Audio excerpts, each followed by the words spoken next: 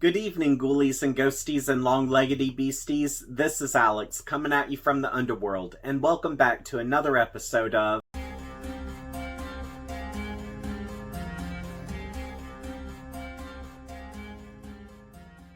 I am so excited to do this video because I love a good challenge, and this one in particular really made me think.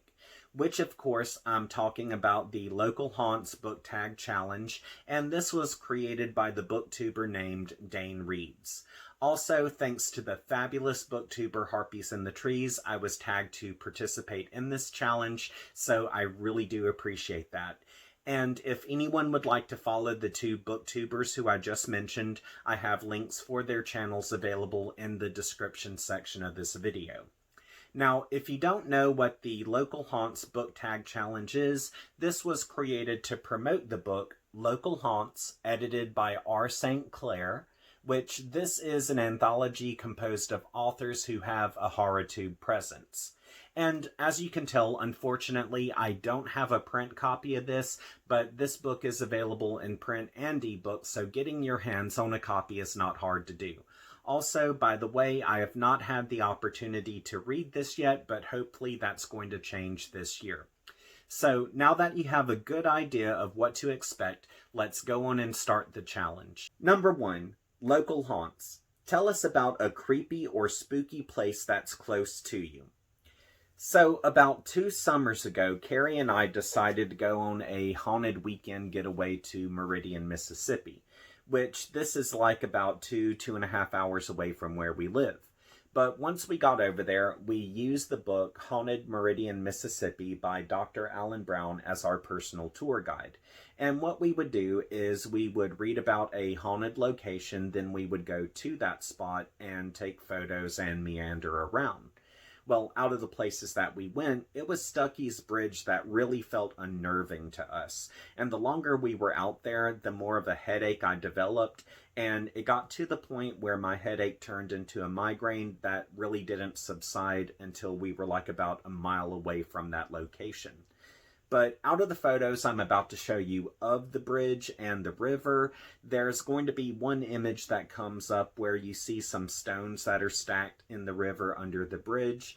And I wish I could elaborate on why those are there, but unfortunately those are just going to have to remain a mystery. Located in Lauderdale County near Chunky, Mississippi is Stuckeys Bridge, which is the oldest iron bridge in Lauderdale County, and it crosses the Chunky River. Shortly after the turn of the century, Stuckeys Bridge was closed due to it not being safe. Yet people still visit this landmark because, as story goes, after the Civil War, a man named Stuckey owned an inn nearby the bridge. And once night fell, he would stand on the bridge with a lantern and wave down flatbed boats that carried goods to Meridian. Once he lured the men off their boats, he waited until they fell asleep at his inn, where he would bludgeon them to death, take their goods, then bury them around the bridge. However, due to those missing, Stuckey became a prime suspect, and the sheriff gathered a posse where they hung Stuckey from the very bridge that he had lured his victims. It was here that he hung for 5 days before he was cut down into the river. Since the 1930s, stories have circulated of witnesses having seen a glowing lantern on and around the bridge where he was hung.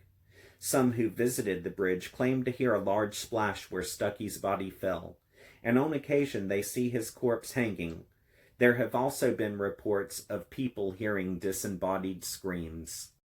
Number 2, A Stone's Throw. Tell us about a story with a young female character who has a tough life. For this number, I decided to go with Vic McQueen from Nosferatu by Joe Hill. And the reason why is because this poor character has had a shit life dealt to her since page 1. Like, for example, she has to cope with her parents' divorce, she has the burden of keeping the Shorter Way Bridge a secret, and when she uses the Shorter Way Bridge to find lost items, her parents assume that she had been stealing things to get attention.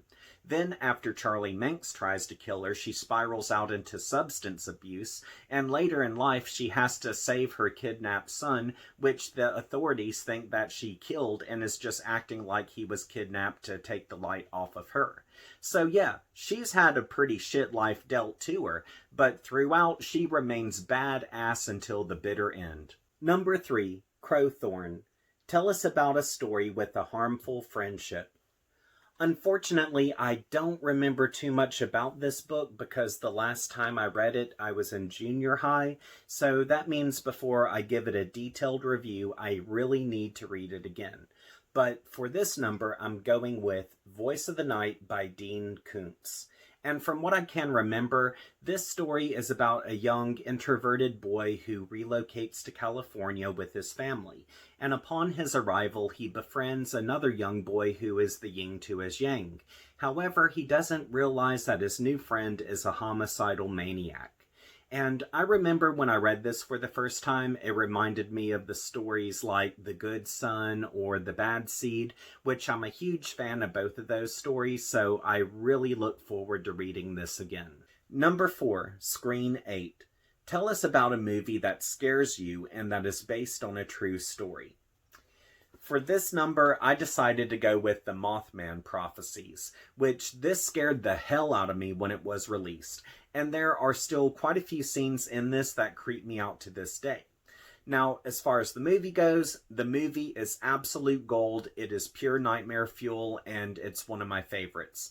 But as far as the book is concerned, I actually read the book for the first time last year, and I did not care for it because it just goes way too far off into left field, and also it just felt like it was poorly structured because it jumps around from story to storyline. It doesn't really have a linear timeline that it goes by, and it just honestly felt like a jumbled mess. So under this circumstance, you're going to hear me say something that I rarely ever say: skip the book, watch the movie. Number 5, The Mount of Death, Fear Me. Tell us about a story where a drink plays a role in the plot. This was hard to do because I could only think about books where a drink played a role in a specific scene rather than the entirety of its plot. And after some debate, I finally decided on The Cask of Amontillado by Edgar Allan Poe, which this was like the first Poe story I ever read, and it was my gateway drug into the rest of his work. But with the story, it's about some guy named Fortunato who's well-to-do, and he's been invited over to a man's house by the name of Montesor, and he believes that he's been invited over there to test the authenticity of a cask of Amontillado. However, he doesn't realize that he's actually being lured to his death by this drink. And I do feel like I'm somewhat cheating because I'm not listing off a full-length novel, but this story fit the challenge perfectly. Number 6, The Block Cellar. Tell us about your favorite horror, paranormal, or true crime channel. Y'all, I'm just going to get real with you. There is no way I can narrow this down to a favorite channel, so you're just going to have to bear with me for a hot minute while I fanboy about some of the channels that I enjoy. First off, if we're talking about true crime or paranormal, I always gravitate to Lazy Masquerade. And the reason why is because the way that the stories are narrated and how they're constructed, it really feels like I'm talking to a friend and I'm being warned about something that actually went down. And because of how this feels, it makes me become quickly invested, and these are videos that I cannot watch while I'm alone late at night. So to watch Lazy Masquerade, I really have to have Carrie home with me, otherwise there's no way I'm going to get any sleep after watching his channel.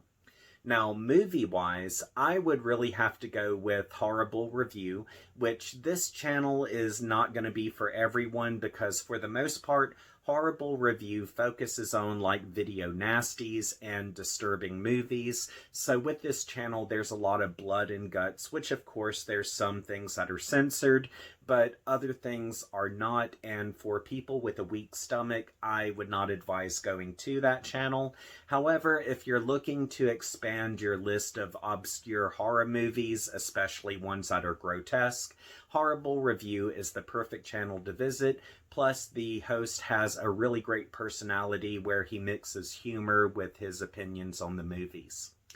Now, if we're talking about books, this is a tie between three different booktubers, which the first one I would like to mention is Hey Little Thrifter, which she recently went under the name change and is now known as the Bookubus. So if you look up her channel, be sure to look for the Bookubus.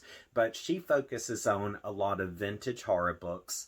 And the next one who I really enjoy is Harpies in the Trees, which she focuses on a lot of paranormal books, but she also does have a wide range in taste of horror.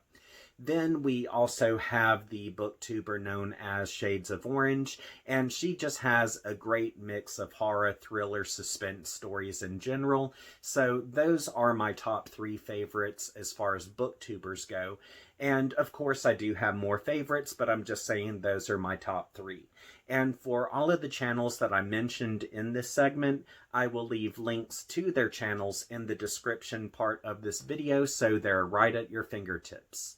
Number 7, The Night Watchman. Tell us about a story set partly at night. For this number, I decided to go with The Windigo by Algernon Blackwood, and this is available in the first Algernon Blackwood Mega Pack collection. Now, I've read this story a few times, and every time I read it, it scares the hell out of me. So yeah, this is really one of my favorites. But The Windigo is about a hunting expedition that goes off into the Canadian wilderness, only to be terrorized by, of course, the Windigo, which the majority of this story does take place at night, and one of its most frightening scenes is when Defago and Samson set up camp and the Windigo begins stalking them. Which I think this scene is really impactful because it's a great example of how less is more and how what you don't see is more frightening than what you do see. Number 8, Alone Among the Gum Trees. Tell us about a story that takes place in the wilderness. With this number, I decided to go with The Ruins by Scott Smith, which this has been a story that I enjoyed years ago, and I really need to revisit it in order to give a good book review. But pretty much, this is about a group of tourists who go to a Mayan temple, and they soon discover that it's overrun by carnivorous plants. From here, it really becomes a survival of the fittest type of story, and there's a few things that happen that are just downright disturbing. Also, by the way, I'm a huge fan of the movie as well. Number 9, Highway to Hell. Tell us a story that involves music. So this was a difficult number because I had a few different books in mind, but at the end of the day, I decided to go with The Ballad of Black Tom by Victor Lavelle. And this is a book about what would happen if Lovecraft's elder gods worked in the favor of a black street hustler who was a musician. Now, granted, music doesn't take up a big portion of this book, but if it wasn't for the lead character's musical abilities, he probably wouldn't have gotten mixed up in the Cthulhu cult. So, for that reason, I feel like this is a very suitable book for this number. Number 10, The End of the Rope. Tag some BookTube or HorrorTube friends. So, just because I tag you does not mean you're obligated to participate in this challenge, but I would be very interested to see the answers from Spooky Noodles, as well as Books of Blood, and last but not least, Are You Into Horror? And if you would like to participate, the challenge is listed in the description section of this video, so everything is right at your fingertips. Well, I don't know about you, but I am questioned out. So for that reason, I'm going to go in and close out the video, but before I do, I'm going to say thank you to Lisa G, as well as J.L. Mulvihill, which J.L. Mulvihill is a young adult fantasy steampunk author, and you can find her books available in print, ebook, and audiobook wherever books are sold. And I would also like to thank Melody Romeo, which Melody Romeo is a historic fiction and fantasy fiction author, and you can find her books available in print and ebook wherever books are sold. And if you're wondering why I'm giving a shout out to these wonderful people, it's because they've had the opportunity to contribute to my Patreon account. And if you would like to contribute as well, just go to the description section of this video, and for $5 a month, I'll give you a shout out at the end of my videos. If you have a specific profession that you would like for me to tie to your name, I'll do that as well. Also, for $10 a month, I'll still give you that shout out, but once a month I'll send you over one of my photos, which I do creepy photography on the side, and once you receive that, you can print it off, do whatever you like with that image. So if you can do that, that's great. If not, no sweat. I just hope you return to this channel so we can continue to have fun. And if you would like to hunt me down on social media, links to my Facebook, Twitter, Instagram, and TikTok are all available in the description section. And if you have yet to subscribe to this channel, be sure to subscribe and hit that notifications bell because I have more book reviews coming in the near future. So until we see each other again, I hope you have a great week and sweet nightmares.